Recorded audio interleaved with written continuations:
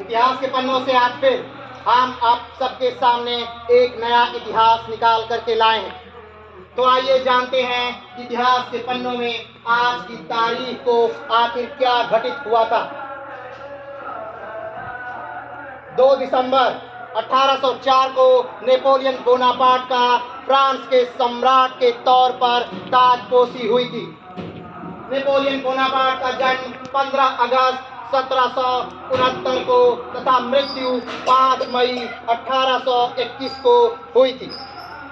इतिहास में नेपोलियन विश्व के सबसे महान सेनापतियों में गिना जाता है। उसने फ्रांस में एक नई विधि संहिता लागू की जिसे नेपोलियन संहिता के नाम से जाना जाता है। वह इतिहास के सबसे महानतम विजेताओं में से एक था। उसके सामने कोई रुक नहीं पा रहा था जब तक कि उसने 1812 में रूस पर आक्रमण नहीं किया, जहां सर्दी और वातावरण से उसकी सेना को बहुत क्षति पहुंची।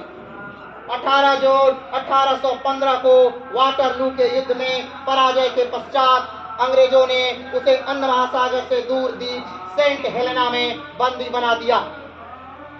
6 वर्षों के अंत में वहां उसकी मृत्यु हो गई। इतिहासकारों के अनुसार अंग्रेजों ने उसे संख्या सैनिक का विष देकर मार डाला था। अगर नेपोलियन के बारे में बात करें तो काफी दूरदर्शी महान सेनानायक, महान सम्राट तथा फ्रांस की एकता और अखंडता को अक्षुण्ण रखने वाला एक महान व्यक्तियों में से गिना जाता है। एक समय में भारत में भी एक ऐसा व्यक्ति था जिसने नेपोलियन बोनापार्ट से दोस्ती कर उसे भारत आने का भी निमंत्रण दिया था। किंतु जब अंग्रेजों को टीपू सुल्तान और नेपोलियन बोनापार्ट के पत्राचार का पता चला, तब अंग्रेजों ने टीपू सुल्तान पर हमला बोल दिया और श्रीरंगपट्टम के युद्ध में टीपू सुल्तान मारा गया। उसके बाद से नेपोलियन का भारत आने का प्लान लगभग कैंसिल हो गया।